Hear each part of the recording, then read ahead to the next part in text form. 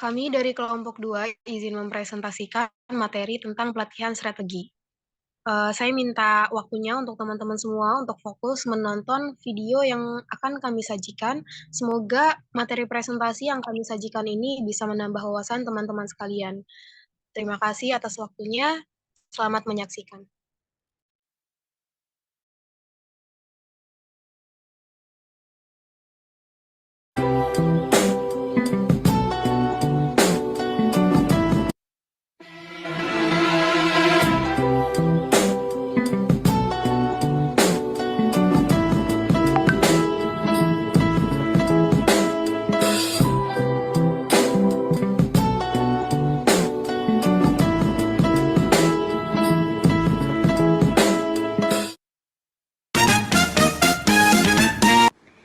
Adapun tujuan pembelajaran pada materi kali ini, yang pertama, mendefinisikan sampling, sampel populasi, elemen, unit sampling, dan subjek. Yang kedua, mendiskusikan istilah statistik dalam pengambilan sampel. Yang ketiga, mendeskripsikan dan mendiskusikan proses sampling. Yang keempat, bandingkan dan bedakan desain sampling probabilitas spesifik. Yang kelima, membandingkan dan membedakan desain sampling non-probabilitas spesifik. Yang keenam, mendiskusikan bagaimana hipotesis dapat diuji dengan data sampel. Dan yang ketujuh, mendeskripsikan peran manajer dalam pengambilan sampel. Baik, materi pertama akan saya jelaskan terkait pelatihan strategis. Nah, pada bab ini membahas pentingnya pelatihan yang terkait dengan strategi bisnis perusahaan. Bab ini juga menyoroti evolusi dalam pandangan tentang pelatihan dari pandangan tradisional sebagai acara atau program spesifik dan eksplisit, menjadi pengakuan bahwa pelatihan juga bisa saja terjadi secara berkelanjutan dan dalam lingkungan kerja yang mendukung pembelajaran dan pertumbuhan. Nah, ada beberapa poin penting yang perlu kita pahami. Yang pertama, tentang pelatihan sebagai bagian dari strategi bisnis. Pelatihan tidak lagi hanya dipandang sebagai kegiatan tambahan atau opsional dalam suatu perusahaan, melainkan sebagai elemen yang terintegrasi dalam strategi bisnis. Hal ini berarti bahwa tujuan dan fokus pelatihan harus selaras dengan tujuan keseluruhan perusahaan untuk mencapai pertumbuhan dan keberhasilan jangka panjang. Yang kedua yaitu hubungan antara pelatihan dan strategi bisnis. Pelatihan yang efektif harus mendukung strategi bisnis perusahaan. Nah, hal ini berarti bahwa setiap program pelatihan harus dirancang untuk memperkuat keterampilan yang relevan dan sesuai dengan visi misi perusahaan yang telah ditetapkan sebelumnya. Nah, selanjutnya itu poin ketiga yaitu contoh implementasi Aerospace Corporation. Nah, Aerospace Corporation ini adalah contoh perusahaan yang menyelaraskan pelatihan dengan visi dan nilai-nilai perusahaan. Mereka juga mengalokasikan sumber daya untuk memberikan pelatihan kepada karyawan mereka dengan kebutuhan organisasi dan menyesuaikan pendekatan pelatihan dengan lingkungan kerja yang kompleks dan tersebar. Poin selanjutnya yaitu dampak strategi bisnis pada pelatihan. Strategi bisnis yang dipilih oleh perusahaan akan memperkuat jenis, jumlah, dan tingkat investasi dalam pelatihan. Nah, perusahaan harus memprioritaskan sumber daya dan fokus pelatihan yang sesuai dengan arah strategis yang telah ditetapkan perusahaan sebelumnya. Dan poin terakhir yaitu evolusi pandangan tentang pelatihan. Terjadi pergeseran paradigma dalam pandangan tentang pelatihan dari sekadar acara atau program terpisah menjadi proses berkelanjutan dalam lingkungan kerja yang mendukung pembelajaran. Hal ini menandakan pentingnya menciptakan budaya belajar yang terus-menerus dalam organisasi. Nah, dengan memahami dan mengimplementasikan poin-poin di atas, perusahaan dapat meningkatkan efektivitas pelatihan dan memastikan bahwa investasi dalam pengembangan karyawan sesuai dengan tujuan bisnis dan strategi keseluruhan perusahaan.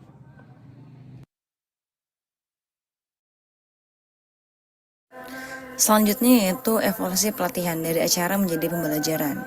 Program pelatihan dan pengembangan yang diorganisir dan dibuat oleh perusahaan yaitu program pelatihan dan pengembangan formal adalah salah satu cara untuk memastikan bahwa karyawan belajar. Pembelajaran dalam organisasi yaitu maksudnya pembelajaran dapat terjadi melalui berbagai cara termasuk pelatihan, pengembangan, pembelajaran informal, dan manajemen pengetahuan. Yang kedua yaitu pentingnya program pelatihan formal. Program pelatihan ini disusun oleh perusahaan penting untuk memastikan bahwa karyawan terus belajar dan berkembang. Yang ketiga yaitu pendekatan strategis dalam pelatihan. Pendekatan pelatihan yang kurang strategis, yang hanya melibatkan serangkaian program acara, cenderung gagal dalam meningkatkan kinerja karyawan dan memenuhi kebutuhan bisnis. Dan yang terakhir yaitu peran pelatihan di masa depan. Meskipun peran pelatihan sebagai program atau acara akan terus ada, penting untuk meningkatkannya secara erat dengan peningkatan kinerja dan kebutuhan bisnis yang mendapatkan dukungan dari manajemen puncak. Selanjutnya yaitu organisasi pembelajaran. Organisasi pembelajaran adalah perusahaan yang memiliki kapasitas untuk belajar, beradaptasi, dan berubah. Nah, dalam organisasi pembelajaran, pelatihan dipandang sebagai salah satu bagian dari sistem yang dirancang untuk menciptakan sumber daya manusia yang lebih berkompeten. Salah satu perkiraannya adalah sekitar sepertiga dari semua perusahaan memiliki organisasi pembelajaran yang ekstensif, tetapi mayoritas memiliki setidaknya beberapa karakteristik. Nah, dalam organisasi pembelajaran, pemimpin tingkat tinggi memberikan panduan pada fungsi pelatihan dan pengembangan dengan duduk di Dewan Penasihat dan sering juga berpartisipasi sebagai instruktur atau pembicara dalam program pelatihan dan pengembangan. Selanjutnya itu implikasi pembelajaran untuk pengembangan sumber daya manusia. Nah, penekanan pada pembelajaran memiliki beberapa implikasi. Yang pertama, ada pengakuan bahwa agar efektif, pembelajaran harus dikaitkan dengan upaya membantu karyawan meningkatkan kinerja dan perusahaan mencapai tujuan bisnisnya. Nah, hubungan ini membantu memastikan bahwa karyawan termotivasi untuk belajar dan sumber daya yang terbatas seperti waktu dan uang. Untuk belajar difokuskan pada bidang-bidang yang secara langsung akan membantu keberhasilan bisnis. Yang kedua yaitu ketidakpastian dalam lingkungan bisnis, tempat perusahaan beroperasi. Nah, hal ini akan terus menjadi hal yang biasa karena masalah yang tidak dapat diprediksi sebelumnya. Maka, pembelajaran perlu dilakukan sesuai dengan kebutuhan. Nah, perusahaan perlu bergerak di luar ruang kelas dan menggunakan pengalaman kerja, pembelajaran online, dan pembelajaran mobile untuk membantu karyawan memperoleh pengetahuan dan keterampilan sementara mereka fokus pada masalah bisnis. Yang ketiga, karena pengetahuan tacit sulit diperoleh dalam program pelatihan, perusahaan ini perlu mendukung pembelajaran informal yang terjadi melalui mentoring, jaringan sosial, dan juga pengalaman kerja. Poin selanjutnya yaitu tentang pembelajaran harus didukung tidak hanya dengan sumber daya fisik dan teknis, tetapi juga secara psikologis. Nah, lingkungan kerja ini perlu mendukung pembelajaran dan manajer serta rekan kerja juga perlu mendorong pembelajaran yang membantu karyawan menemukan cara untuk mendapatkan pembelajaran di tempat kerja. Nah, selain itu, para manajer juga perlu memahami minat dan tujuan karir karyawan tersebut untuk membantu mereka menemukan aktivitas pengembangan yang sesuai yang akan membantu mereka untuk sukses di posisi lain di perusahaan atau menangani perluasan pekerjaan mereka saat ini. Proses pelatihan dan pengembangan strategis, perumusan dan identifikasi strategi bisnis. 4 komponen utama adalah bagian dari pengembangan strategi bisnis baru atau mengubah strategi yang sudah ada. Komponen pertama adalah misi perusahaan, yang merupakan pernyataan alasan perusahaan untuk berdiri. Misi perusahaan bervariasi, tapi biasanya mencakup informasi tentang pelanggan yang dilayani, mengapa perusahaan ada, apa yang dilakukan perusahaan, nilai yang diterima pelanggan, dan teknologi yang digunakan. Pernyataan misi seringkali disertai dengan pernyataan visi atau nilai-nilai perusahaan oleh perusahaan. Sedangkan nilai-nilai adalah apa yang menjadi pendirian perusahaan. Komponen kedua adalah tujuan perusahaan, yaitu apa yang ingin dicapai oleh perusahaan dalam jangka menengah dan panjang. Tujuan ini mencerminkan bagaimana misi akan dijalankan. Selanjutnya, komponen ketiga dan keempat, analisis eksternal dan internal digabungkan untuk membentuk apa yang disebut analisis SWOT. Analisis SWOT digunakan untuk membentuk dasar strategi bisnis. Analisis eksternal mengidentifikasi peluang dan ancaman di lingkungan operasional. Sementara analisis internal fokus pada kekuatan dan kelemahan perusahaan. Setelah analisis SWOT, perusahaan dapat merumuskan strategi bisnis. Pilihan strategi adalah tahap terakhir dalam proses ini, di mana manajer memilih alternatif strategi yang dianggap paling efektif untuk mencapai tujuan perusahaan berdasarkan pemahaman holistik tentang posisi internal dan eksternalnya. Selanjutnya ada mengidentifikasi inisiatif pelatihan dan pengembangan strategis yang mendukung strategi. Inisiatif pelatihan strategis adalah langkah pembelajaran perusahaan untuk mencapai strategi bisnisnya. Inisiatif ini disesuaikan dengan tujuan dan sumber daya perusahaan, memberikan peta jalan spesifik untuk aktivitas pelatihan. Penting untuk menyelaraskan inisiatif pelatihan dengan strategi bisnis dan mendapatkan dukungan finansial. Fungsi pelatihan harus mendukung strategi bisnis, memberikan nilai tambah, dan terhubung dengan rencana bisnisnya. Contohnya yaitu di ICIC Lombok, rencana pelatihan tahunan disesuaikan dengan strategi bisnis. Sementara di OptoX, tim pembelajaran mengadopsi inisiatif pelatihan sesuai dengan 5 tujuan bisnis perusahaan, seperti pertumbuhan dan retensi.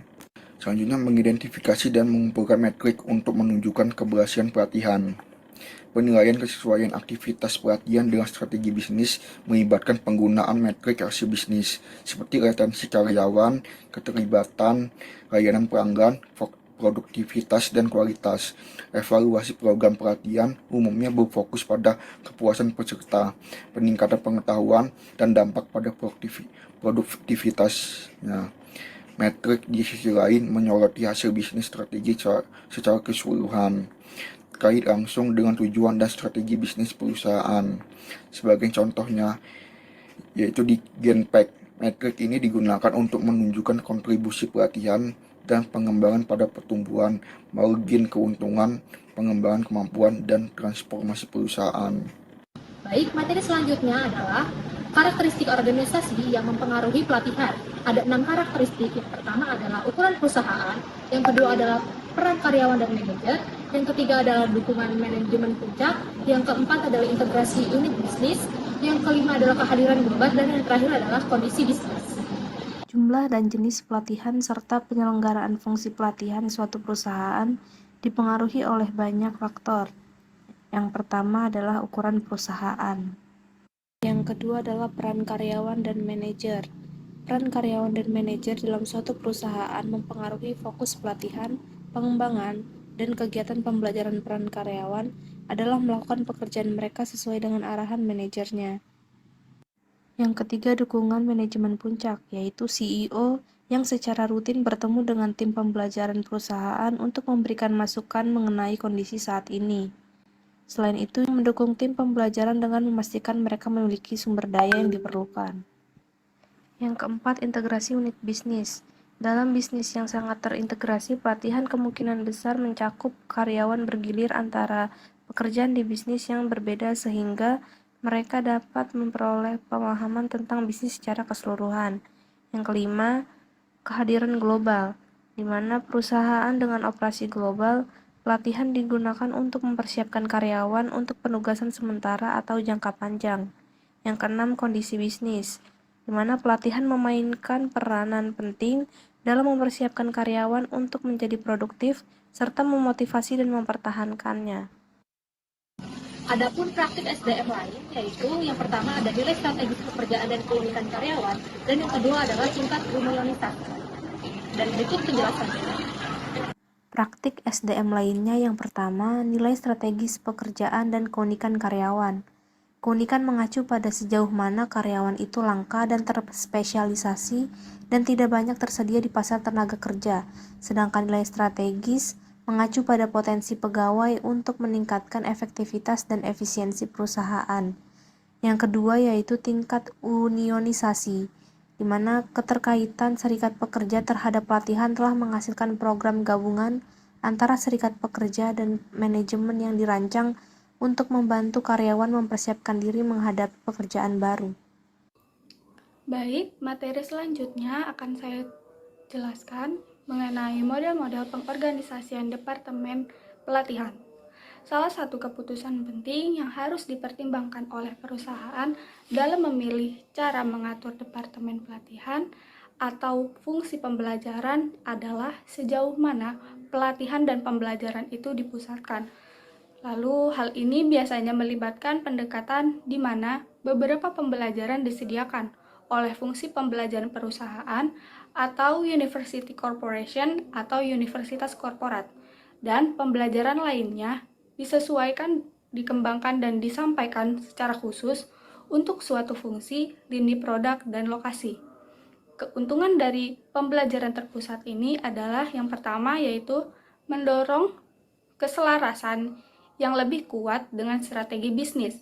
Lalu yang kedua, memungkinkan pengembangan seperangkat matriks atau scorecard yang sama untuk mengukur dan melaporkan tingkat kualitas dan hasil.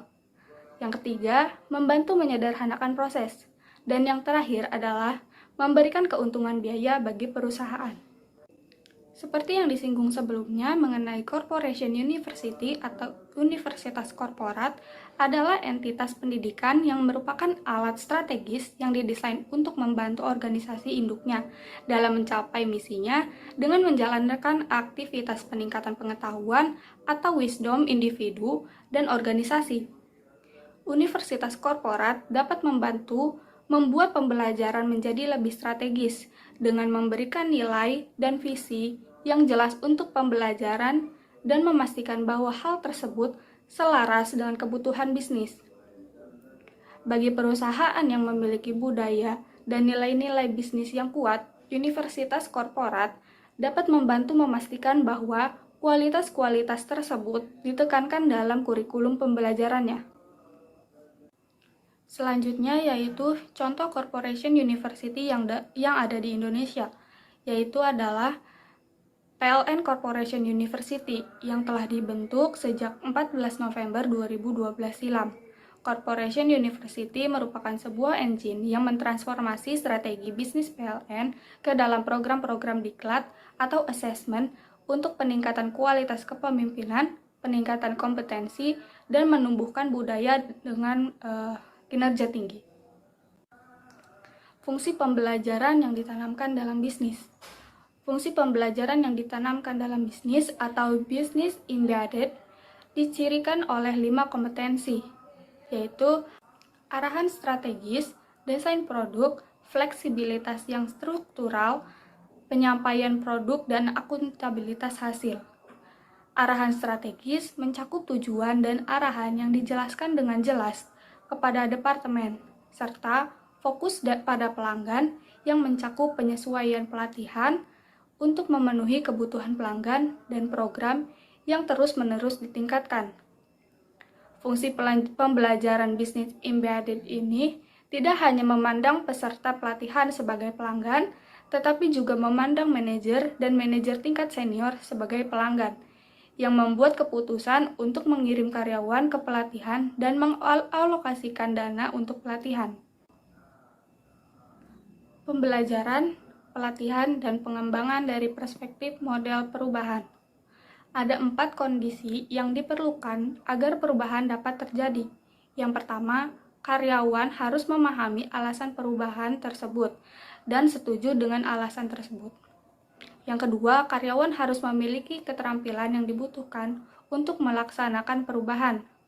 Yang ketiga, karyawan harus melihat bahwa manajer dan karyawan lain yang berada di posisi yang berkuasa mendukung perubahan. Dan yang keempat, struktur organisasi seperti sistem kompensasi dan manajer kinerja harus mendukung perubahan tersebut. Selanjutnya, pelatihan pemasaran dan penciptaan merek. Nah, dalam hal ini, ada beberapa taktik pemasaran internal yang sukses. Kita tidak ahli jualan, Patrick. Kita harus membuat pendekatan baru, taktik baru. Aku tahu. Ayo kita telanjang. Jangan. Pertama, melibatkan audiens sasaran dalam mengembangkan upaya pelatihan dan pembelajaran. Yang kedua, menunjukkan bagaimana program pelatihan dan pengembangan dapat digunakan untuk memecahkan masalah tertentu dalam kebutuhan bisnis. Yang ketiga, tunjukkan contoh bagaimana pelatihan telah digunakan dalam perusahaan untuk memecahkan kebutuhan bisnis tertentu. Ingat, Patrick, sanjunglah konsumen. Buat dia merasa senang. Halo, hai saya. Selanjutnya adalah mengidentifikasi champion. Selanjutnya, mendengarkan dan menindaklanjuti umpan balik yang diterima dari klien, manajer, dan karyawan. Selanjutnya, beriklan di email, di situs web perusahaan, dan di area istirahat karyawan. Kemudian, menunjuk seseorang dalam fungsi pelatihan sebagai perwakilan akun yang akan berinteraksi antara perancang atau tim pelatihan dan unit bisnis, yaitu pelanggan. Kemudian, tentukan angka keuangan. Selanjutnya, berbicaralah dalam istilah yang dipahami oleh karyawan dan manajer. Dan yang terakhir, memenangkan penghargaan atau pengakuan industri pelatihan lokal atau nasional dan publikasikan kisah sukses manajer. Kemudian, pada pelatihan pemasaran dan penciptaan merek terdapat langkah-langkah proses perubahan. Yang pertama, klasifikasi permintaan perubahan. Yang kedua, perjelas visinya. Aku keluar dari sini. Sweetheart, kamu buat kesalahan besar. Kesalahan? Hah, kesalahan yang aku buat adalah menyia-nyiakan hidupku di Krusty Krab ini. Tapi sebuah kunjungan ke Krusty Krab membuat semua orang bahagia. Dan yang lebih baik selain menyajikan senyuman. Aku rasa mati itu lebih enak. Yang ketiga, rancang solusinya. Yang keempat, berkomunikasi dan memasarkan untuk mendapatkan dukungan. Yang kelima, pilih dan umumkan tindakan tersebut sesegera mungkin. Yang keenam, jalankan dan ciptakan kemenangan jangka pendek. Dan yang terakhir, menindaklanjuti, mengevaluasi kembali, dan memodifikasi. Kemudian, dalam pelatihan pemasaran dan penciptaan merek, terdapat cara membangun pelatihan merek. Yang pertama, kita harus menanyakan kepada pelanggan mengenai persepsi mereka tentang merek. Yang kedua, tentukanlah bagaimana kita ingin dipandang oleh pelanggan saat ini dan di masa depan. Yang ketiga, kita harus mengidentifikasi faktor-faktor apa saja sih yang mempengaruhi persepsi pelanggan terhadap fungsi pelatihan tersebut. Yang keempat, kita harus meninjau setiap faktor untuk menentukan apakah faktor-faktor tersebut mendukung dan berkomunikasi terhadap merek kepada pelanggan sesuai dengan keinginan. Yang kelima, melakukan perubahan agar setiap faktor mendukung merek. Yang keenam, dapatkan umpan balik pelanggan pada setiap langkah proses. Nah, langkah proses itu yang pertama ada tentukan mereknya, kemudian identifikasi faktornya, kemudian menyarankan perubahan dan lain sebagainya. Dan yang terakhir, kita harus memperhatikan juga cara kita berinteraksi dengan pelanggan. Selanjutnya, kita akan memasuki materi tentang pelatihan outsourcing. Apa sih outsourcing itu? Outsourcing mengacu pada penggunaan perusahaan luar atau perusahaan jasa eksternal yang mengambil alih seluruh atau sebagian besar pelatihan perusahaan, termasuk administrasi, desain, penyampaian, dan pengembangan. Mengapa perusahaan melakukan outsourcing pelatihan ya? Yang pertama, karena untuk penghematan biaya. Yang kedua, penghematan waktu yang memungkinkan perusahaan untuk fokus pada strategi bisnis, peningkatan kepatuhan dan akurasi dalam pelatihan yang diamanatkan untuk mematuhi peraturan federal, negara bagian atau lokal, misalnya pelatihan keselamatan. Kemudian, kurangnya kemampuan dalam perusahaan untuk memenuhi tuntutan pembelajaran, serta yang terakhir, keinginan untuk mengakses praktik pelatihan terbaik. Ada dua alasan kenapa perusahaan tidak melakukan pelatihan outsourcing. Yang pertama, ketidakmampuan penyedia outsourcing untuk memenuhi kebutuhan perusahaan. Yang kedua, keinginan perusahaan untuk mempertahankan kendali atas seluruh aspek pelatihan dan pengembangan, terutama penyampaian dan konten pembelajaran. Permisi, Pak. Surat pengunduran diriku. Tapi kau adalah departemen pemasaranku. Aku tahu, tapi aku sudah terbakar. Lihat. Di tengah misi Dow Chemical yang penuh gairah, menciptakan inovasi bagi pemangku kepentingan di persimpangan kimia, biologi, dan fisika, perusahaan ini berkomitmen untuk menjadi yang terbaik di dunia ilmu pengetahuan dan dihormati di seluruh dunia. Salah satu tantangan utama yang dihadapi Dow adalah memastikan bahwa pemimpin perusahaan memiliki kemampuan untuk beradaptasi dan berinovasi di pasar global yang beragam. Oleh karenanya, Dow Chemical memperkenalkan program visionernya, yaitu Leadership in Action. Apa yang mendorong Dow Chemical untuk menciptakan program ini, yaitu tantangan kompetitif. Perusahaan menyadari kebutuhan mendesak akan pemimpin global yang tidak hanya memiliki keahlian bisnis saja, namun juga mampu berinteraksi dan memahami keragaman budaya di pasar-pasar yang berkembang pesat. Melalui program ini, Dow mengirimkan karyawan berpotensi tinggi ke lokasi-lokasi internasional seperti Shanghai, Sao Paulo, dan Dubai. Mereka tidak hanya mendapatkan pelatihan kepemimpinan intensif di markas besar, tapi juga pengalaman langsung bekerja di lingkungan yang tidak biasa. Namun, Dow Chemical sadar bahwa pendekatan sebelumnya masih memiliki kekurangan. Program ini kurang memberikan pengalaman yang langsung yang dapat mengajarkan peserta untuk memahami konteks budaya dengan lebih mendalam. Sebagai solusi, Dow Chemical memperkenalkan Leadership in Action, sebuah program inovatif yang memberikan lebih dari sekedar pelatihan kepemimpinan. Program ini juga memungkinkan karyawan bekerja pada proyek pembangunan berkelanjutan seperti di lokasi-lokasi baru seperti Accra dan Ghana. Dengan melibatkan peserta dalam proyek-proyek seperti penanaman tanaman obat malaria atau pengembangan kurikulum pendidikan, program ini tidak hanya mengasah keterampilan kepemimpinan, tetapi juga membentuk pemahaman yang lebih dalam terhadap kebutuhan dan budaya lokal. Selama 5 bulan, para peserta merencanakan dan berkolaborasi secara virtual dari kantor rumah menghadapi tantangan nyata seperti kehilangan listrik atau layanan telepon. Ini membantu mereka untuk mengembangkan keterampilan konsultasi dan beradaptasi dengan peristiwa yang sangat tidak terduga. Dan akhirnya, setelah fase virtual, tim perjalanan ke lokasi proyek untuk memeriksa hasil kerja mereka secara langsung. Program ini tidak hanya menghasilkan pemimpin yang lebih terampil, tapi juga membentuk duta yang mampu mewakili Dow Chemical dalam berbagai konteks, termasuk wawancara media. Survei setelah program menunjukkan bahwa peserta mendapatkan pandangan baru terhadap dunia dan hampir semua dari mereka ingin terus terlibat dalam mendukung pertumbuhan Dow di pasar baru seperti di Afrika. Tidak hanya di Afrika, Dow Chemical telah memperluas program Leadership in Action ke Indonesia, Filipina, dan Vietnam, mendukung proyek-proyek berkelanjutan dan memberikan kontribusi positif terhadap pertumbuhan perusahaan. Dan kesimpulannya, Leadership in Action bukan hanya program yang mengembangkan kepemimpinan biasa, tapi juga sebuah perjalanan yang mengubah cara kita melihat dunia dan berinteraksi dengan beragam budaya di sekitar kita.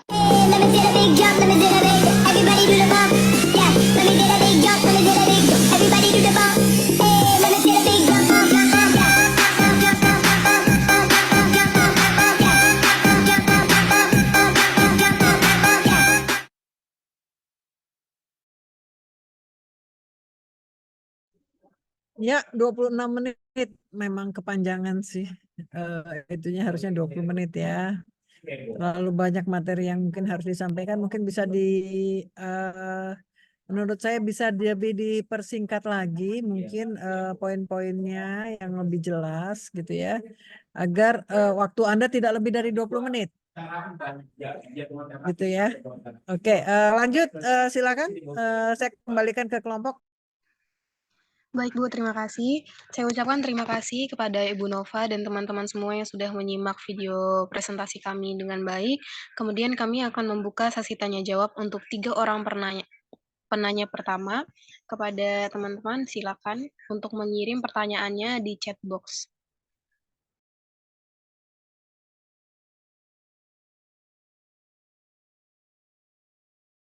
Baik, sudah ada 4 penanya dari Syafa Karseva, Dinda Hernanda, Muhammad Eka Ardiansyah, dan Diki Ferdian. Kami mohon meminta waktunya Ibu sebentar untuk menjawab pertanyaan dari teman-teman. Itu pertanyaannya di WA Group ya, dipindahkan ke WA Group juga. Baik Bu, terima kasih.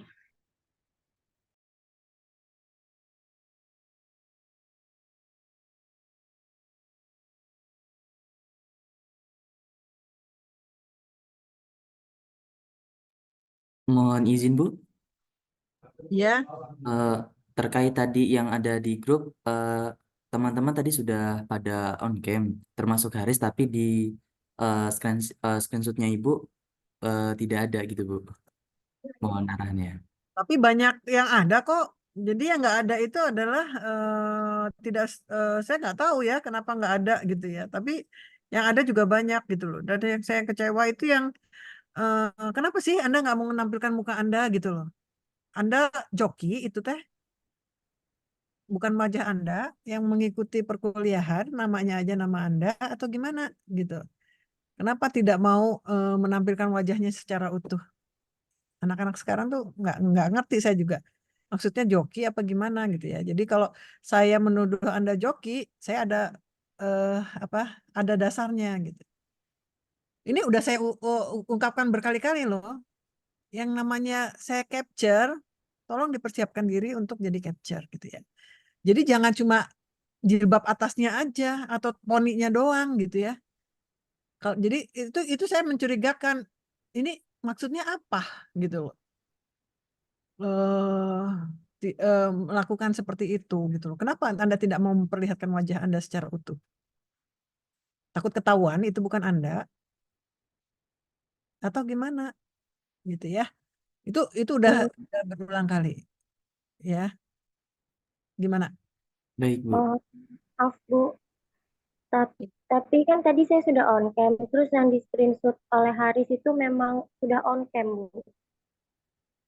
Iya, saya banyak yang bisa on cam, banyak yang enggak kok gitu. Kenapa itu bisa gitu ya, Bu? Itu bukan bukan saya ngatur si ini nggak usah on cam ini ya pokoknya yang saya capture, yang saya potret ini nanti kalau Anda kerja juga terjadi seperti ini ya. Orang itu mengcapture, orang itu memfoto kinerja Anda gitu ya. Dan Anda harus siap untuk itu. Gitu ya. Ini sebagai ini saya latihan. Kita kan belajar ya di perkuliahan ini belajar ini masih belajar untuk menghadapi kenyataan lainnya, gitu ya. Nah, ternyata kita sudah mempersiapkan segala sesuatunya, begitu di capture nggak ada, berarti jaringan nggak bagus.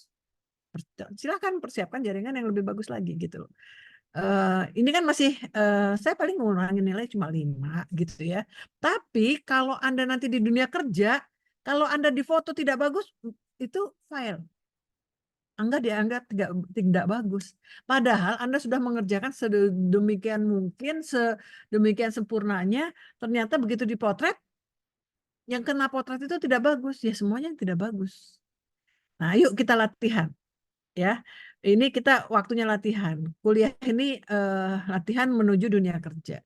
Anda harus siap sama hal-hal seperti ini, gitu ya. Jadi, semuanya harus disiapkan. Apa ya? Kenapa ya kok hasilnya dari Bu Nova ada yang bisa, ada yang enggak? Belajarlah dari yang bisa itu yang ke capture bagus. Yuk, saya lihat. Yang capture-annya bagus. Oke, mana?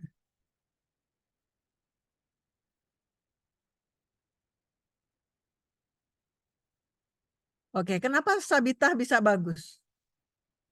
Kok kamu yang lain enggak? Gitu ya. Mukanya utuh. Adinda bisa. Gitu ya. Nah itu saya pernah negor Sabita mungkin minggu lalu ya. Sabita wajahmu nggak kelihatan. Kemudian dia memperlihatkan wajahnya secara utuh gitu ya. Kenapa Fahri cuma poninya doang? Ya mungkin itu bukan Fahri. Boleh kan saya duga seperti itu.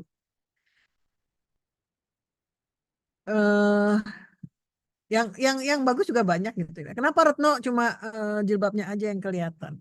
Ya itu mungkin bukan Retno. Kita mana tahu. Itu penilaian kita loh.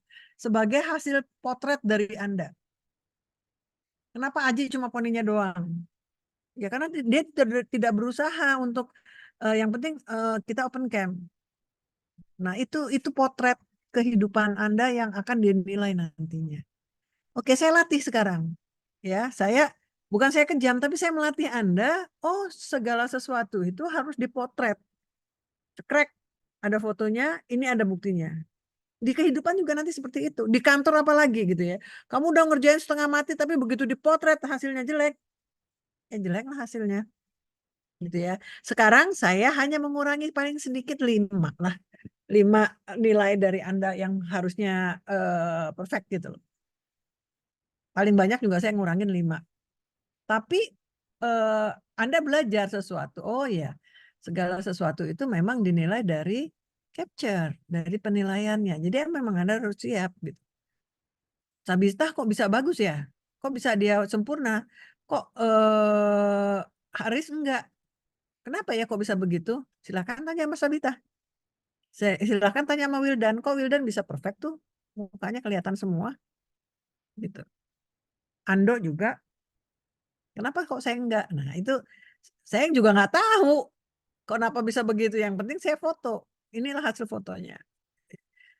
Dinda bisa tuh wajahnya kelihatan. Tuh, ya. Ini kita sebagai latihan. Kalau nggak dibeginikan, Anda tidak paham nantinya, gitu. Kalau memang dalam dunia itu kenyataannya potret itulah yang terlihat. Ya, Kalau udah saya bilang, ayo buka, ayo buka, ayo buka, ini saya foto ya, 1, 2, 3. Nah, itu udah Anda harus siap-siap tentang hal itu. Oke? Ya, mudah-mudahan yang akan datang akan bisa lebih bagus lagi. Dan yang saya gunakan adalah foto yang saya share. Baik, Bu. Terima kasih banyak. Lanjut, saya mau, oke, ini saya lagi memperbaiki penilaiannya. Silakan saya kembalikan ke kelompok deh.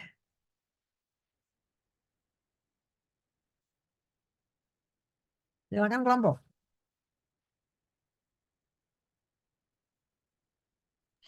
Baik, Bu, Eh, terima.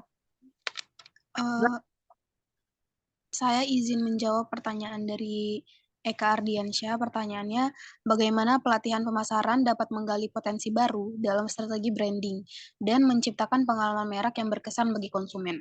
Jawaban dari kelompok kami yaitu pelatihan pemasaran dapat menggali potensi baru dalam strategi branding dan menciptakan pengalaman merek yang berkesan bagi konsumen dengan melibatkan beberapa langkah. Yang pertama, pemahaman mendalam tentang target pasar, yaitu melalui pelatihan, pemasar dapat memahami lebih baik kebutuhan, keinginan, dan perilaku target pasar.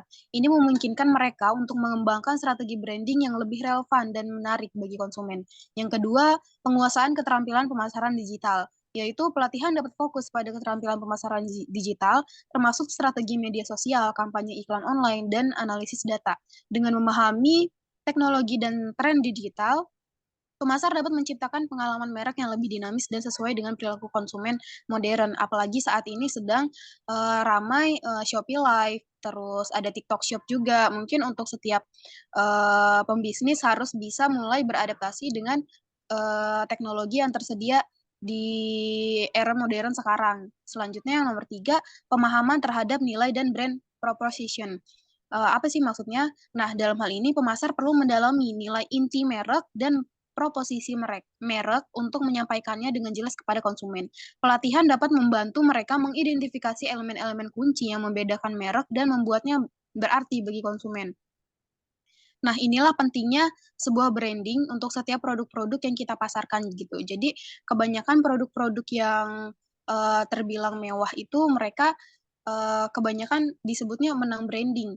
Nah, nggak salah juga dibilang kayak gitu karena kebanyakan dari mereka punya produk yang bagus walaupun harganya sangat mahal, tapi kualitas mereka sudah terpercaya gitu dengan oleh masyarakat dunia. Kemudian yang keempat, penggunaan konten berkualitas. Dalam membuat konten produk ini, pelatihan pemasaran dapat mengajarkan cara membuat konten yang relevan, menarik, dan berarti. Konten berkualitas dapat meningkatkan citra merek dan menciptakan pengalaman positif bagi konsumen. Apalagi konten-konten yang disajikan itu mengandung sesi-sesi edukasi untuk konsumen gitu. Selanjutnya yang kelima ada keterlibatan pelanggan melalui interaksi. Pemasar dapat dilatih untuk memahami arti keterlibatan pelanggan dan cara-cara untuk membangun interaksi yang kuat. Kalau misalnya di Instagram itu kita bisa pakai Instastory yang ada fiturnya tanya jawab atau sekedar melakukan tanya jawab tentang produk atau kita mengadakan sesi kuis yang berhadiah, mungkin itu bisa dijadikan pendekatan untuk berkomunikasi dengan pelanggan gitu. Selanjutnya analisis data dan pengukuran kinerja. Pelatihan dalam analisis data membantu pemasar memahami kinerja strategi branding. Dengan melacak metrik yang relevan, mereka dapat menilai efektivitas kampanye dan melakukan penyesuaian untuk meningkatkan pengalaman merek. Dan yang terakhir adalah fleksibilitas dan adaptabilitas. Nah, dalam hal ini pelatihan dapat menekankan pentingnya fleksibilitas dalam merespon perubahan tren pasar atau perilaku konsumen. Kemampuan untuk beradaptasi dapat membantu pemasar mengeksploitasi potensi baru dan memperbarui strategi branding sesuai kebutuhan. Nah, dari yang sudah saya jelaskan tadi, melalui pendekatan ini, pelatihan pemasaran dapat membantu para profesional memanfaatkan potensi baru dalam strategi branding dan menciptakan pengalaman merek yang menarik dan berkesan bagi konsumen. Bagaimana Eka? Apakah sudah bisa diterima jawabannya? Baik, terima kasih Ara atas jawabannya. Sama Eka. Kemudian pertanyaan selanjutnya akan dilanjutkan oleh teman-teman saya. Kepada teman-teman dipersilakan untuk menjawab pertanyaan. Baik, terima kasih pada moderator. Mohon izin, Bu, ingin menjawab pertanyaan dari Diki Ferlian. Pertanyaannya adalah, apakah ada kemungkinan bahwa pelatihan strategis yang telah diberikan itu hanya menjadi formalitas tanpa adanya penerapan langsung oleh karyawan. Nah, jika ada, bagaimana cara mengatasi hal tersebut?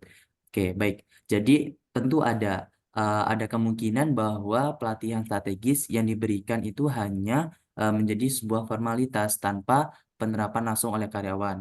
Nah, untuk mengatasi hal ini, itu biasanya perusahaan perlu menetapkan mekanisme tindak lanjut yang kuat setelah adanya pelatihan. Contohnya seperti sesi pemantauan atau mentorship. Nah, gunanya apa? Gunanya untuk memastikan bahwa karyawan itu dapat mengimplementasikan keterampilan dan pengetahuan yang diperoleh dalam konteks pekerjaan sehari-hari. Nah, sistem insentif dan penghargaan itu juga bisa diimplementasikan untuk mendorong penerapan praktik terbaik yang dipelajari dalam pelatihan. Selain itu ada juga melibatkan manajemen tingkat atas dalam mendukung dan memberikan contoh praktik terbaik dalam memperkuat budaya organisasi yang mendorong penerapan hasil pelatihan secara nyata di dalam lingkungan kerja. Bagaimana Diki, apakah bisa diterima? Cukup jelas, Haris. Terima kasih atas jawabannya. Baik, terima kasih kembali. Saya kembalikan ke moderator. Baik, terima kasih Haris sudah menjawab pertanyaan dari Diki. Selanjutnya, pertanyaan yang selanjutnya akan dijawab oleh Faren Natasha. Pada Faren, dipersilakan.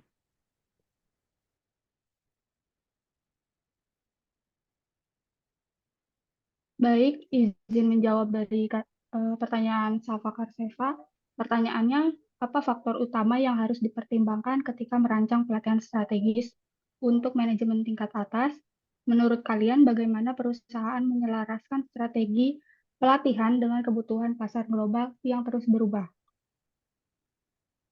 Baik, faktor utama yang harus dipertimbangkan ketika merancang pelatihan strategis untuk tim manajemen tingkat atas adalah yang pertama, pelatihan harus disusun untuk mendukung tujuan bisnis jangka panjang. Tim manajemen tingkat atas harus dilengkapi dengan pengetahuan dan keterampilan yang diperlukan untuk mengimplementasikan strategi organisasi dengan sukses. Selanjutnya, tim manajemen tingkat atas harus memiliki pemahaman yang mendalam tentang industri dan pasar di mana perusahaan beroperasi. Pelatihan harus mencakup pembaruan tentang tren, perkembangan, dan tantangan terbaru. Dan yang terakhir, pelatihan harus merangsang pemikiran kreatif dan inovatif dalam pengembangan strategi baru untuk menjawab perubahan pasar dan teknologi. Tim manajemen tingkat atas harus siap untuk menghadapi tantangan yang kompleks dan dinamis dalam lingkungan bisnis global.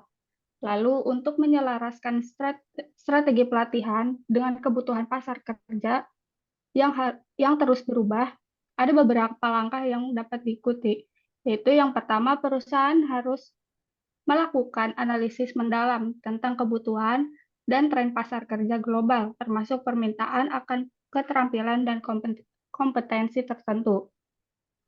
Selanjutnya, penggunaan teknologi. Teknologi dapat dimanfaatkan untuk menyediakan pelatihan online yang dapat diakses secara global, serta platform pembelajaran yang interaktif dan berbasis mandiri. Dan yang terakhir, program pelatihan perlu dievaluasi secara teratur untuk memastikan relevansinya dengan kebutuhan pasar kerja global yang terus berubah. Pembaruan konten pelatihan dan pengenalan program baru perlu dilakukan sesuai dengan perkembangan terbaru dalam industri dan pasar. Sekian jawaban yang dapat saya berikan. Bagaimana, Safa? Baik, sudah cukup menjawab. Terima kasih atas jawabannya. Sama-sama. Untuk selanjutnya saya kembalikan ke moderator. Baik, terima kasih Faren yang sudah menjawab pertanyaan dari Safa. Selanjutnya pertanyaan akan dijawab oleh Lita yang akan menjawab pertanyaan dari Dinda Hernanda. Kepada Lita, dipersilakan. Baik, di sini saya ingin menjawab pertanyaan dari Dinda Hernanda. Pertanyaannya yaitu, apa perbedaan antara pelatihan, pengembangan, dan pembelajaran, dan bagaimana cara mengintegrasikan metode-metode tersebut dalam pengembangan SDM? Lita itu Simanurang ya? Iya, Bu. Oke. Jadi, perbedaan pelatihan, pengembangan, dan pembelajaran itu, Pelatihan itu adalah proses penyampaian keterampilan dan pengetahuan spesifik yang berkaitan dengan tugas atau pekerjaan tertentu yang bertujuan untuk mengembangkan keterampilan yang diperlukan untuk tugas tertentu, seperti pelatihan teknis, keamanan, atau prosedur operasional. Contohnya itu seperti workshop, seminar, ataupun pelatihan langsung di tempat kerja. Lalu pengembangan itu adalah proses jangka panjang yang lebih luas daripada pelatihan, yang melibatkan peningkatan keterampilan, pengetahuan, dan potensi individu untuk meningkatkan kinerja di masa depan, yang bertujuan untuk mengidentifikasi dan mengembangkan kemampuan individu untuk mengisi peran yang lebih kompleks atau bertanggung jawab. Contohnya itu seperti program mentorship, kursus pendidikan lanjutan, atau proyek pengembangan pribadi. Lalu, pembelajaran itu yaitu mencakup proses di mana individu ini memperoleh pengetahuan, keterampilan, dan sikap melalui berbagai metode yang bertujuan untuk membangun fondasi pengetahuan yang kuat, keterampilan, dan sikap yang memungkinkan karyawan belajar secara berkelanjutan. Contohnya itu seperti studi mandiri, e-learning, atau pelatihan secara langsung. Lalu bagaimana cara mengintegrasikan ke dalam pengembangan SDM itu ada beberapa cara. Yang pertama itu dengan melakukan analisis kebutuhan yang komprehensif untuk mengidentifikasi area di mana karyawan membutuhkan pelatihan, pengembangan, atau pembelajaran tambahan. Lalu yang kedua, dapat merencanakan program yang terstruktur dengan mencakup kombinasi pelatihan, pengembangan, dan pembelajaran. Lalu yang ketiga itu bisa melakukan penerapan fleksibel, yaitu memberikan pilihan kepada karyawan untuk mengikuti pelatihan sesuai kebutuhan mereka. Ini dapat berupa pelatihan di kelas pembelajaran online atau program pengembangan khusus. Lalu yang keempat, dapat dilakukan dengan kolaborasi, dengan melibatkan manajer, tim HR, dan individu dalam merencanakan dan implementasi program. Nah, kolaborasi antara berbagai departemen ini dapat memastikan bahwa program sesuai dengan kebutuhan organisasi dan karyawan. Dan yang terakhir itu dapat melakukan evaluasi dan umpan balik, di mana evaluasi secara berkala untuk mengukur efektivitas program dengan mendapatkan umpan balik dari karyawan untuk memahami mana yang bekerja dengan baik dan mana yang perlu diperbaiki. Mungkin sekian jawaban dari saya. Bagaimana, Dinda? Sangat jelas, terima kasih Lita. Sama.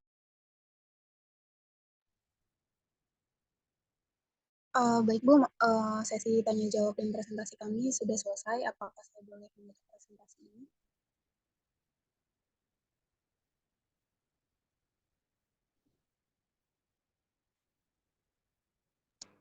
Ya, saya mau ulas sedikit ya. Secara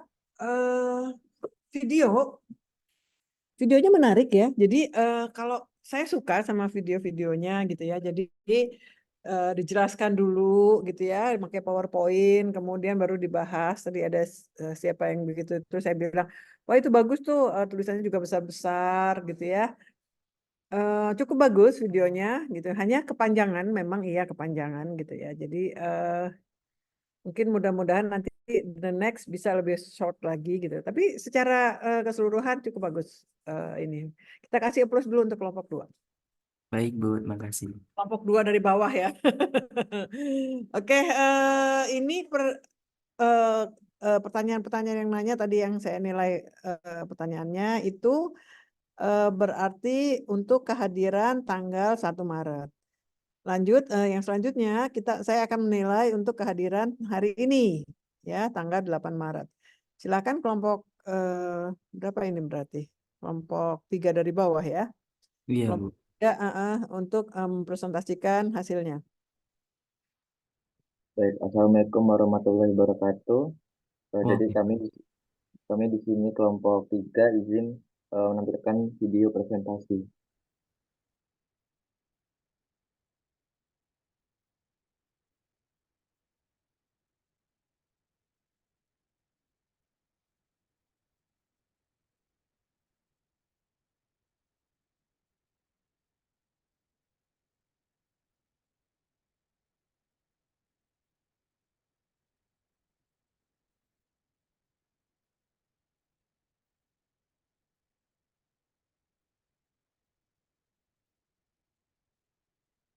bombastic side eye, criminal offensive side eye. Tapi bohong.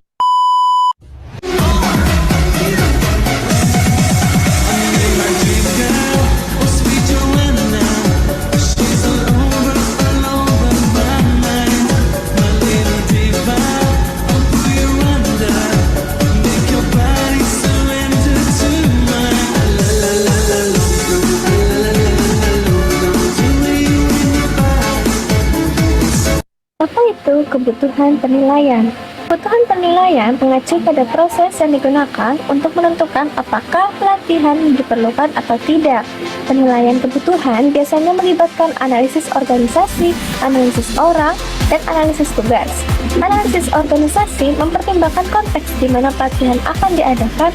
Analisis organisasi melibatkan penentuan kelayakan pelatihan, mengingat strategi bisnis perusahaan, sumber daya yang tersedia untuk pelatihan, dan dukungan dari manajer dan rekan-rekan untuk kegiatan pelatihan.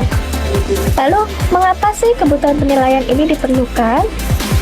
Penilaian kebutuhan penting karena manajer atau klien lain meminta pelatihan yang berfokus pada menutup kesenjangan keterampilan akibat kurangnya pengetahuan atau keterampilan. Bisa jadi sebenarnya meminta atau membutuhkan sesuatu yang lain, seperti cara untuk memotivasi karyawan, mengubah perspektif atau sikap mereka, atau mendesain ulang alur kerja. Penilaian kebutuhan memberikan masukan penting pada sebagian besar langkah selanjutnya dalam desain pelatihan.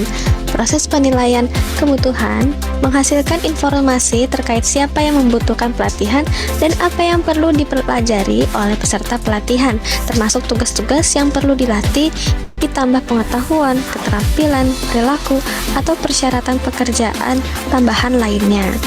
Penilaian kebutuhan membantu menentukan apakah perusahaan akan melakukan outsourcing pelatihannya, yaitu membeli pelatihan dari vendor atau konsultan, atau mengembangkan pelatihan melalui sumber daya internal. Menentukan dengan tepat apa yang perlu dipelajari oleh peserta pelatihan sangat penting untuk langkah berikutnya dalam proses desain pembelajaran yang mengidentifikasikan hasil dan tujuan pembelajaran. Melalui identifikasi hasil pembelajaran dan sumber daya yang tersedia untuk pelatihan, penilaian kebutuhan juga memberikan informasi yang membantu perusahaan memilih metode pelatihan atau pengembangan yang tepat. Penilaian kebutuhan juga memberikan informasi mengenai hasil yang harus dikumpulkan untuk menyalahkan efektivitas pelatihan. Selanjutnya, siapakah yang harus berpartisipasi dalam penilaian kebutuhan? Tujuan pengkajian kebutuhan adalah untuk menentukan apakah suatu kebutuhan pelatihan ada, untuk apa pelatihan itu ada, dan untuk tugas apa saja pelatihan itu diperlukan. Maka penting untuk melibatkan semua pihak yang berkepentingan dalam pengkajian kebutuhan.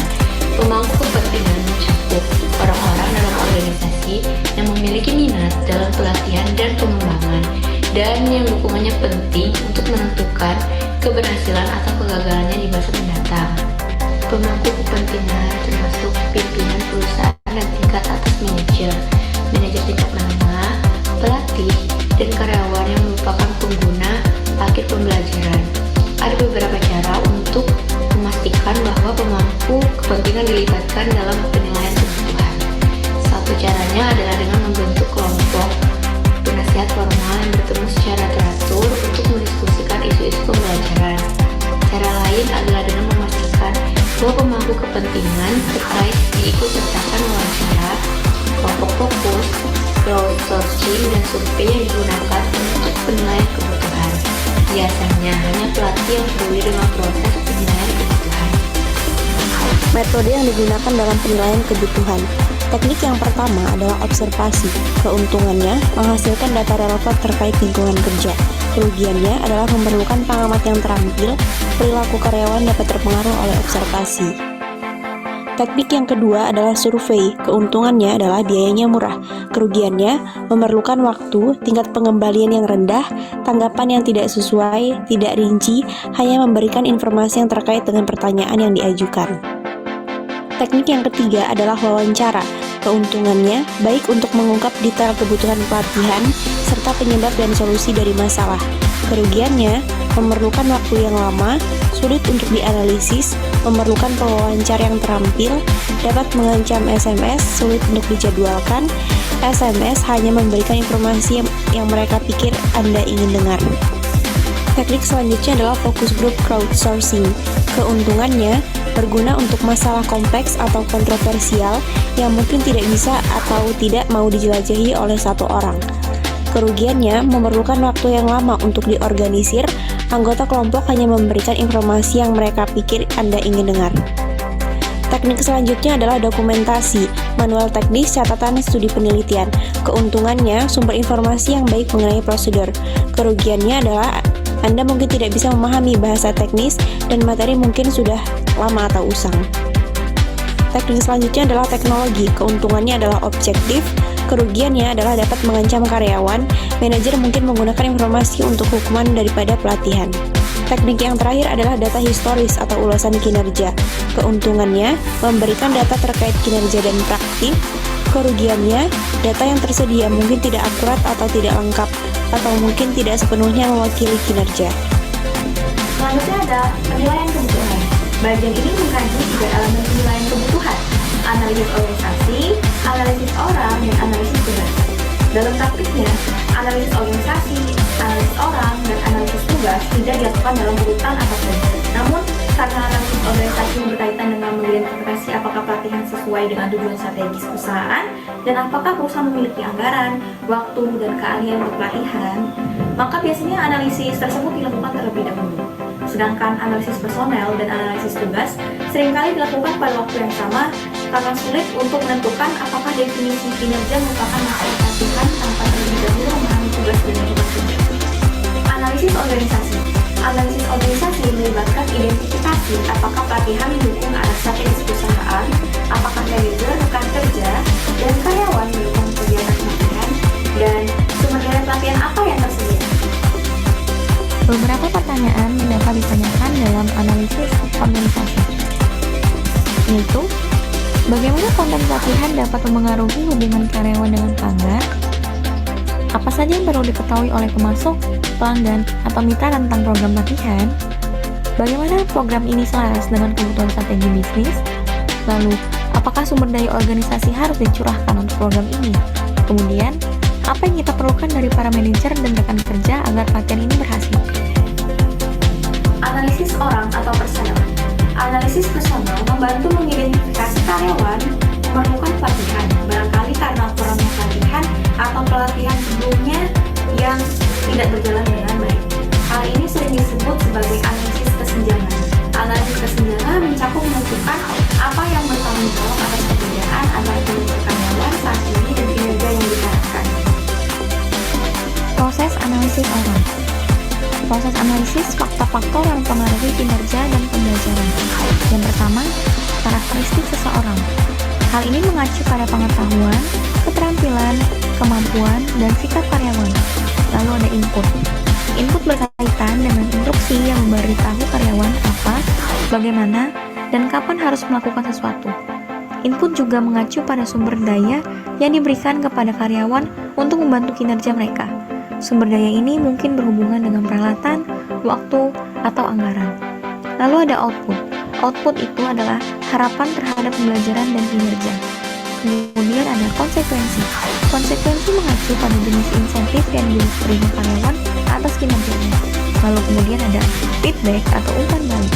Hal ini mengacu pada informasi yang diterima karyawan saat mereka bekerja. Selanjutnya ada analisis tugas. Analisis tugas menghasilkan gambaran aktivitas kerja, termasuk tugas yang dilakukan oleh karyawan, dan pengetahuan, keterampilan, dan kemampuan yang diperlukan untuk menyelesaikan tugas tersebut. Langkah-langkah dalam analisis tugas. 1. Pilih pekerjaan yang akan dianalisis. 2. Mengembangkan daftar awal tugas-tugas yang dilakukan pada pekerjaan dengan mewawancarai dan mengamati karyawan ahli dan manajer, dan berbicara dengan orang lain yang telah membuat analisis tugas. Ketiga, validasi atau konfirmasi daftar tugas awal. Langkah ini melibatkan sekelompok orang, yaitu pejabat lama, manajer, dan lain-lain, untuk menjawab beberapa pertanyaan mengenai tugas, baik dalam pertemuan atau survei tertulis. Keempat, setelah tugas diidentifikasi, penting untuk mengidentifikasi pengetahuan, keterampilan, atau kemampuan yang sulit dipelajari atau rentan terhadap kesalahan, seperti yang diperlukan untuk tugas pengambilan keputusan pemecahan masalah. Baik, masuk materi yang selanjutnya itu model kompetensi. Jadi apa sih kompetensi itu? Jadi kompetensi itu merupakan seperangkat keterampilan, pengetahuan, kemampuan, dan karakteristik pribadi yang memungkinkan karyawan melaksanakan pekerjaannya dengan sukses. Nah, selanjutnya ada tabel 3.9 yaitu kompetensi dari model kompetensi. Yang pertama di sebelah kiri itu ada klaster teknis dan sebelah kanannya itu peringkat kemahiran. Nah, jadi peringkat kemahiran itu dimulai dari 0 itu tidak mampu melakukan tugas dasar, lalu 1 memahami prinsip-prinsip dasar, dapat melakukan tugas dengan bantuan atau arah, lalu yang kedua itu melakukan tugas rutin dengan hasil yang dapat diandalkan, bekerja dengan minimal pengawasan, lalu yang ketiga melakukan tugas yang kompleks dan banyak, dapat memilih atau mengajar orang lain. Terus yang keempat itu dianggap ahli dalam tugas, dapat menggambarkan, mengajar, dan memimpin yang lain. Nah, lalu klaster teknisnya, pertama arsitektur sistem, jadi kemampuan untuk merancang aplikasi perangkat lunak yang kompleks, membuat protokol dan membuat prototipe. Lalu ada migrasi data, jadi migrasi data itu kemampuan untuk menetapkan persyaratan platform yang diperlukan untuk mengkoordinasi transfer data secara efisien dan lengkap. Lalu yang terakhir itu ada dokumentasi. Nah, jadi kemampuan menyiapkan dokumentasi yang komprehensif dan lengkap, termasuk spesifikasi, diagram alir, pengendalian, proses, dan anggaran. Nah, jadi dalam ketiga klaster teknis itu kita bisa melihat dari poin 0 sampai 4 tuh mana yang masuk kriteria dalam klaster teknis tersebut. Selanjutnya itu ada perbedaan antara analisis pekerjaan dan model kompetensi. Jadi model kompetensi itu lebih cenderung menghubungkan kompetensi dan tujuan bisnis perusahaan. Nah, sebaliknya analisis pekerjaan itu menggambarkan perbedaan antar pekerjaan, kelompok pekerjaan, atau tingkat organisasi dan menghasilkan pengetahuan, keterampilan, dan kemampuan khusus untuk pekerjaan tertentu. Lalu ada gambar 3.5 yaitu proses yang digunakan dalam mengembangkan model kompetensi. Nah, yang pertama itu ada identifikasi bisnis, strategi, dan tujuan. Lalu ada mengenali pekerjaan, jabatan atau keluarga pekerjaan. Lalu selanjutnya ada mengadakan wawancara dan kelompok fokus dengan berkinerja terbaik. Lalu mengembangkan kompetensi dan kompetensi model. Lalu yang terakhir itu ada validasi dan tinjau modelnya. Nah, model kompetensi itu berguna untuk pelatihan dan pengembangan dalam beberapa cara. Yang pertama itu mereka mengidentifikasi perilaku yang diperlukan kinerja kerja. Model ini memastikan mental dan karyawan sebagai bagian dari kelompok dan berhubungan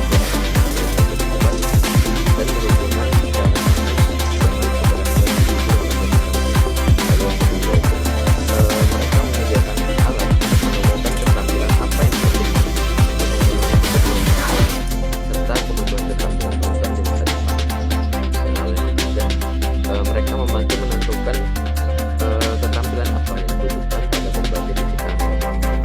Keempat, mereka memberikan perangkat kerja untuk pembinaan dan umpan balik yang berkelanjutan untuk mengembangkan karyawan untuk peran saat ini di masa depan.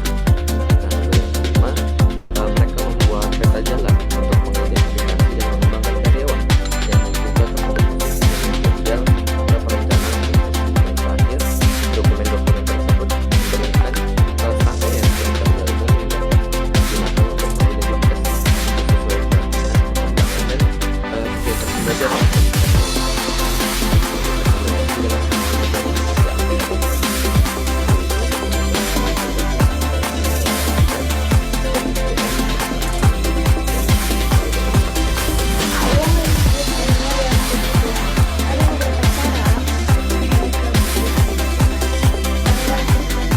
Harus dilakukan dengan cepat dan tepat, dapat menggunakan validasinya.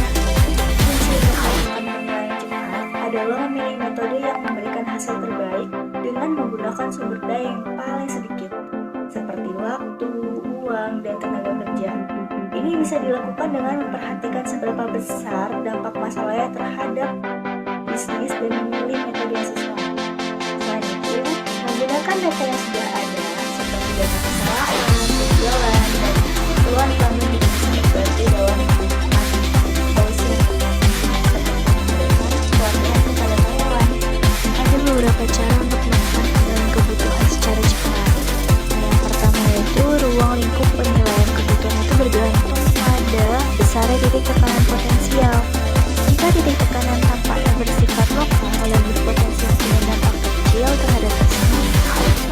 pengumpulan informasi dalam pengkajian kebutuhan itu hanya dapat terdiri dari beberapa wawancara. Tapi, jika titik tekanan akan berdampak besar pada bisnis, maka pengumpulan informasi lebih lanjut harus dilakukan.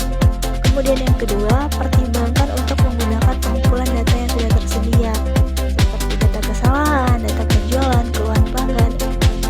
Hal itu karena akan memberikan petunjuk mengenai sumber masalah kinerja dan solusi. Kemudian selanjutnya itu mengenai penilaian kebutuhan dalam praktek. Ada beberapa aspek dari proses penilaian kebutuhan. Yang pertama, pelatihan dipandang penting untuk membantu perusahaan mencapai tujuan strategisnya. Dimana hasilnya sumber daya dari waktu dialokasikan untuk penilaian kebutuhan dan pelatihan. Kemudian yang kedua, penilaian kebutuhan mencakup penilaian tugas atau keterampilan yang membantu menentukan siapa yang memerlukan pelatihan dan tugas apa yang perlu mereka pelajari. Kemudian yang ketiga, berdasarkan penilaian kebutuhan, program pelatihan dikembangkan atau diubah untuk memperbaiki kekurangan keterampilan yang teridentifikasi. Jadi kesimpulannya adalah langkah pertama dalam upaya pelatihan adalah melakukan penilaian kebutuhan yang meliputi analisis organisasi, analisis personel, dan analisis tugas.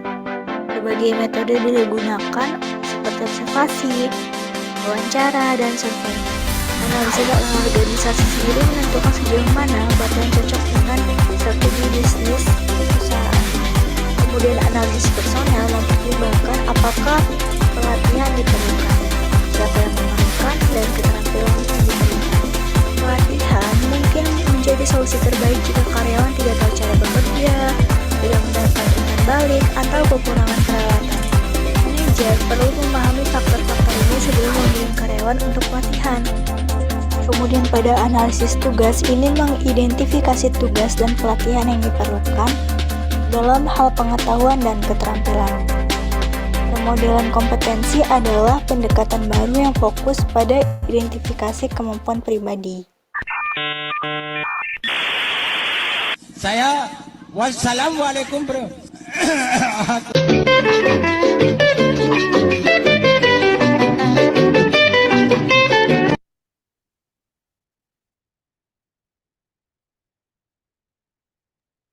Baik, sekian terima kasih atas pemaparan video presentasi dari kami.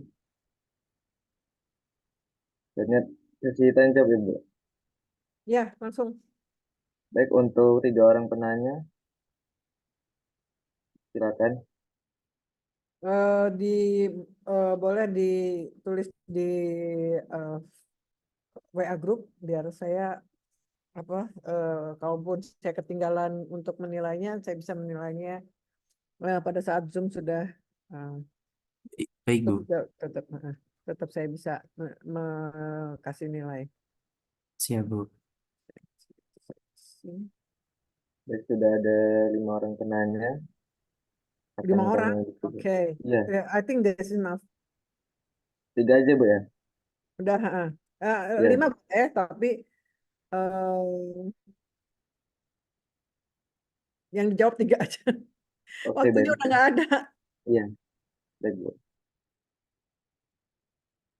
3 yang di awal aja.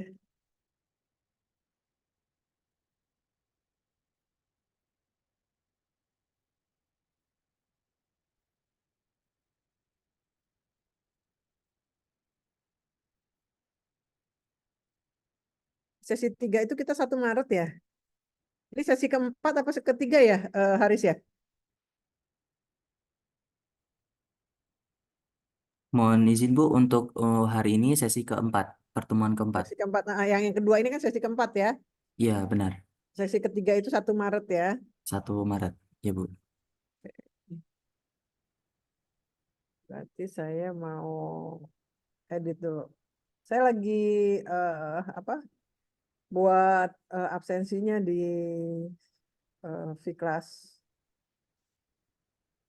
Presensinya. Oke, ini saya sorry. Sesi 3 itu untuk 1 Maret. Oke, silahkan diisi. Bentar ya. Yang penting ini dulu. Presensi sesi 4.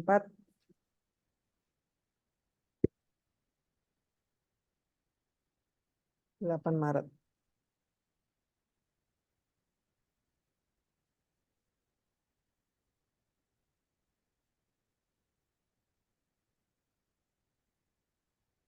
Presensinya udah bisa diisi ya. Baik, Baru Bu. saya absen. Bentar.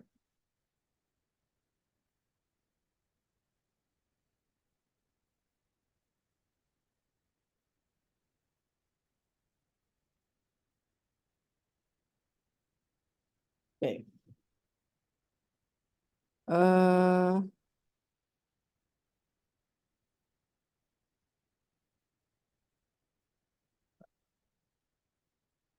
Calvin ada?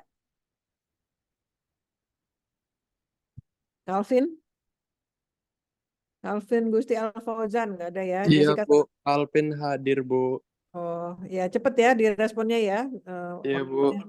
Jessica Sasmita. Hadir, Bu. Niki Ayu. Nggak ada. Muhammad Dio. Hadir, Bu, hadir. Icahya Berlian.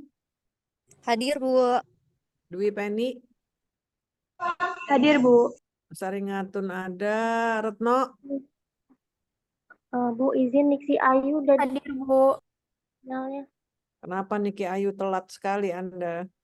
Karena sedang di perjalanan, Bu. Ratna Indah. Hadir, Ibu. Fahri. Fahri ada. Hadir, Bu. Lintang. Hadir, Bu. Adinda. Diki Ferlian. Hadir, Bu. Adinda berarti nggak ada ya. Ando. Hadir, Bu. Yolanda. Hadir, Ibu. Dias. Nggak ada. Dinda Hernanda. Ada Dinda, Bu. Maaf, Dias ada, Bu. Kenapa telat sekali?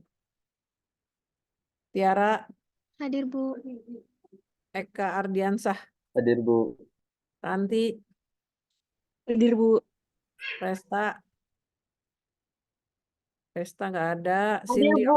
Hadir, Bu. Cindy Oktaviani. Hadir, Bu. Diah Audi. Hadir, Ibu. Fare Natasha. Hadir, Ibu. Nadira Tri Amalia. Nggak ada. Anggra Wahyuni. Nggak Hadir, ada. Bu. Anggra hadir, Bu. Diki Harisno. Hadir, hadir, Bu. Oke. Dimas. Ada Ibu. Simanulang Ali ada ya. Sabita. Hadir, Bu. Safa Karseva. Hadir, Bu. Joy. Joy tadi izin ya. Roy Wijaya. Hadir, Bu. Haji Parastio. Hadir, Bu. Wildan.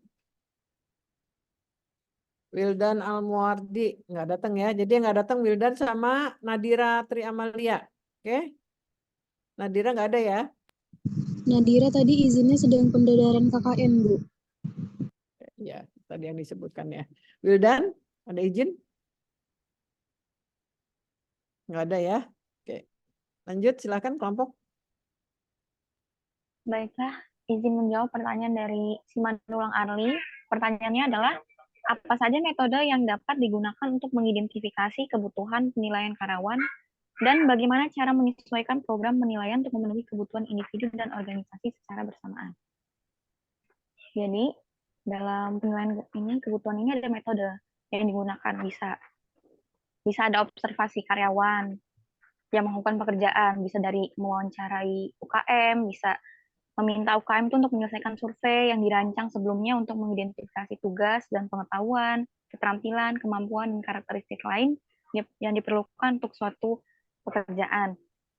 Terus bisa juga kita dulu membaca manual teknis dan dokumentasi lainnya yang udah ada, menggunakan teknologi, menggunakan data historis juga bisa.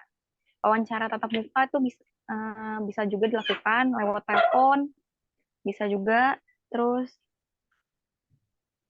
ada untung rugi juga dari penilaian metode-metode ini. Kalau pengamatan itu bisa menghasilkan data yang relevan. Terus Kalau kekurangannya membutuhkan pengamat yang terampil. Kalau misal dari survei, dia murah, dari banyak orang kita dapat datanya. Terus kekurangannya itu membutuhkan waktu. Dari wawancara, kita pandai mengungkapkan rincian kebutuhan pelatihan serta penyebabnya. Sedangkan kekurangan itu memakan waktu dan sulit. Selanjutnya kalau untuk menilai dari membuat penilai kebutuhan itu, kita bisa menghasilkan sesuatu yang dibutuhkan oleh organisasi dan para karyawan, kita bisa dari proses penilaian kebutuhan. Proses penilaian kebutuhan ini kan bisa dari analisis orang, analisis tugas, sama analisis organisasi.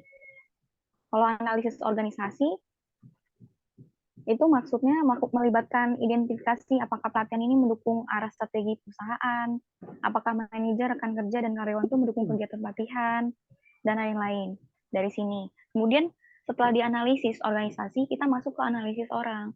Analisis orang ini yang dianalisis itu karakteristik, input, output, konsekuensinya, dan feedback dari orang-orang. Selanjutnya baru mulai kita ke analisis tugas.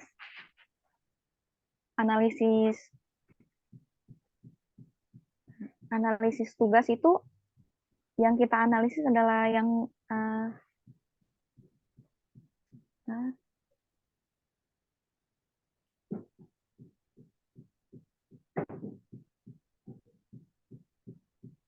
kayak pengetahuannya, tugas-tugasnya termasuk tugas apa saja kah aktivitas karyawan yang dilakukan dalam suatu pekerjaan, terus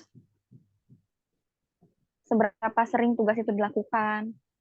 Maksudnya secara garis besar tuh gambaran aktivitas kerja.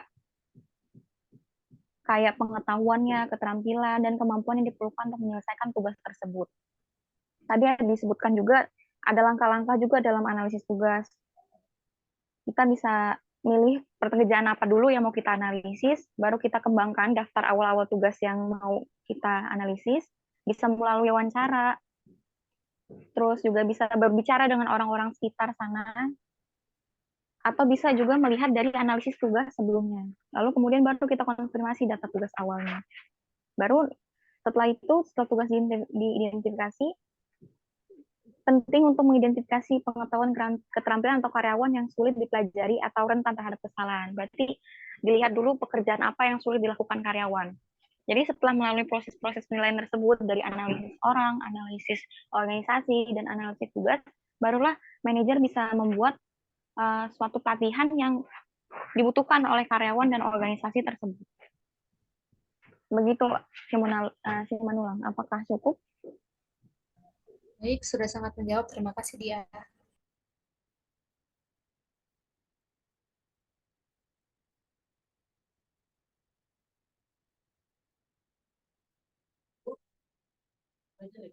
Iya.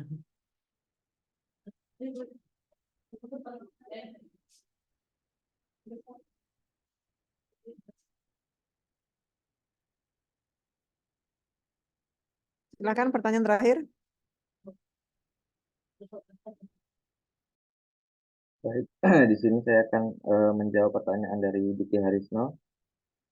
Jadi pertanyaannya itu bagaimana kelompok kalian dapat memastikan bahwa hasil dari analisis organisasi, analisis orang, dan analisis tugas dapat diintegrasikan secara efektif untuk mendukung pengembangan program pelatihan yang holistik dan sesuai dengan tujuan strategis perusahaan. Jadi untuk memastikan integrasi yang efektif itu antara analisis organisasi, analisis orang, dan analisis tugas dalam pengembangan pelatihan. Nah, menurut kelompok kami itu apa yang pertama itu adanya komunikasi yang terbuka. Nah, jadi dengan adanya komunikasi yang terbuka itu memastikan setiap saluran komunikasi itu antara tim yang bertanggung jawab atas analisis organisasi, analisis orang, dan analisis tugas. Nah, tentu ini memungkinkan pertukaran informasi yang efektif serta pemahamannya lebih baik tentang kebutuhan dan pengembangan. Lalu koordinasi dengan tim. Jadi mengatur pertemuan antara anggota tim yang terlibat dalam analisis organisasi, analisis orang, dan analisis tugas untuk memastikan pemahaman yang utuh tentang tujuan strategis perusahaan serta kebutuhan pengembangan. Lalu penentuan prioritas. Nah, mengidentifikasi serta menetapkan prioritas pengembangan berdasarkan hasil dari analisis organisasi, analisis orang, dan juga analisis tugas. Nah, lalu yang terakhir itu ada kustomisasi program. Nah, jadi menggunakan temuan dari analisis organisasi ini dan menyesuaikan program pelatihan agar sesuai dengan kebutuhan spesifik perusahaan dan individu. Nah, jadi dari keempat pendekatan ini, menurut kelompok kami, hal ini dapat memastikan bahwa hasil dari keempat analisis tersebut diintegrasikan secara efektif untuk mendukung pengembangan program pelatihan yang holistik dan sesuai dengan tujuan strategis dari sebuah perusahaan. Bagaimana, Haris?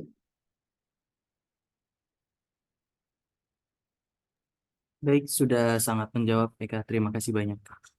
Baik, sama-sama, Haris. Pertanyaan yang sama yang disebutkan oleh Haris tadi adalah pertanyaan yang sama yang saya posting di forum Siakadu dan forum Fikras. Baik, Bu. Mohon maaf Bu, izin konfirmasi untuk pertemuan yang sesi 3 itu belum bisa diisi Bu, karena tanggalnya sudah lewat. Apanya? Pertemuan di Fiklas yang sesi 3 belum bisa diakses. Nggak bisa kok, tetap nggak masalah kok. Hmm. Apanya absensinya? Absensinya kan tanggalnya tanggal 1, sedangkan sekarang sudah tanggal 8. Kan cuma judulnya doang tanggal 1-nya. Hmm. Judulnya doang tanggal 1, tapi bisa diisi hari ini kok. Maaf Ibu, tapi absennya tuh dia nggak ada bacaan submit gitu Bu, jadi cuma ada tanda tanya doang, jadi kita nggak bisa isi yang untuk di sesi 3. Iya, Coba saya lihat lagi ya. bentar Bu, izin untuk ini. Saya screen sebentar. Sesi 3 ya. Ini Bu. Jadi mohon maaf, ini masih tanda tanya Bu. Oh oke, belum saya kasih. Coba Iya, coba benar. saya ini dulu ya. Bu. Coba tutup. Saya yang saya screen.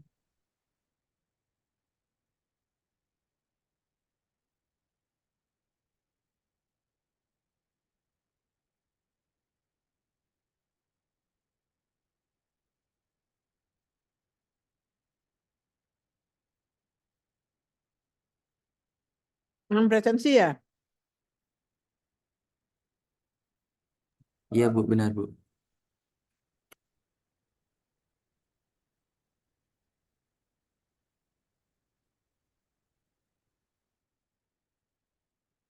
Ini udah. Coba ya saya add session lagi. Baik Bu.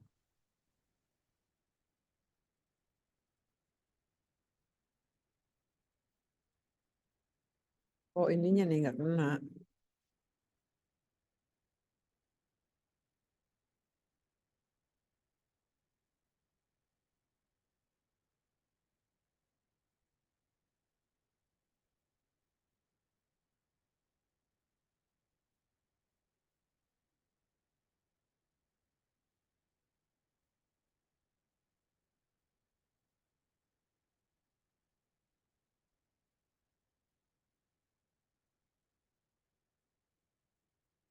Ya, ini dihapus.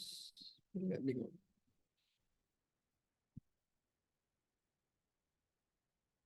Udah bisa belum? Udah, Bu. Oke.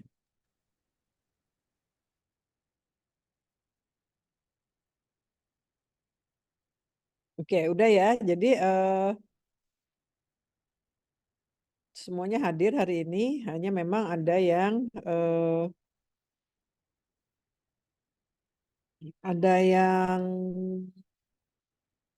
kecuali Wildan. Wildan dianggap tidak hadir ya. Oke. Bu, Sudah. ada, Bu. Hah? Oh ada ini Wildan. Kenapa tadi nggak nyaut? Nanti refresh, Bu. Tapi memang ditinggal tadi Zoom-nya, Bu. Oke. Saudara-saudara sekalian, pada dasarnya pelatihan dan pengembangan itu memang harus direncanakan dan jangan lupa dievaluasi, ya. Sehingga kita harus tahu kebutuhan yang akan datang, kekurangannya apa. Dan kalau misalnya kita evaluasi ternyata tidak mengena, berarti kita harus melakukan pelatihan lagi, gitu ya, untuk ini yang akan datang. Nah, untuk melakukan pelatihan lagi itu memang harus perlu evaluasi. Kekurangannya di mana, miss-nya di mana, kesalahannya di mana, ya, sehingga kita bisa menjadi paham apa yang harus kita lakukan. Sampai sini ada pertanyaan? Cukup ya? Dari hari cukup, Bu. Saudara-saudara sekalian, kita sudah memasuki, sorry, bentar.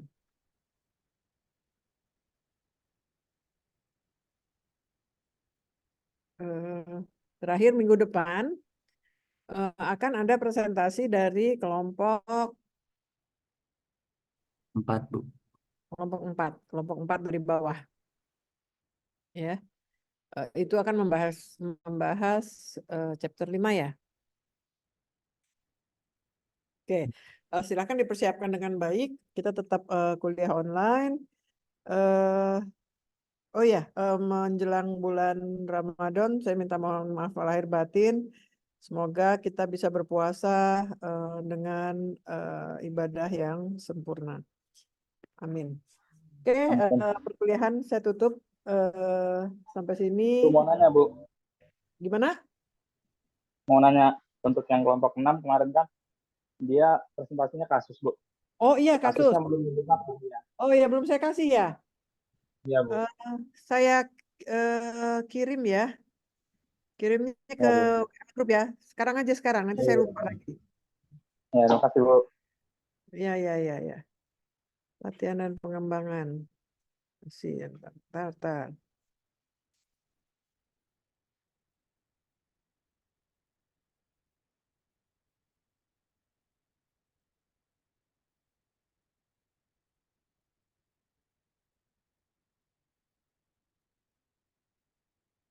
Bukan.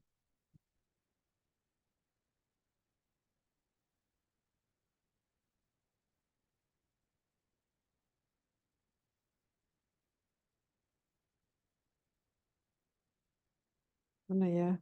Ntar dulu.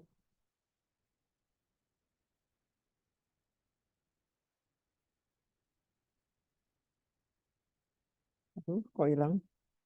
Ntar.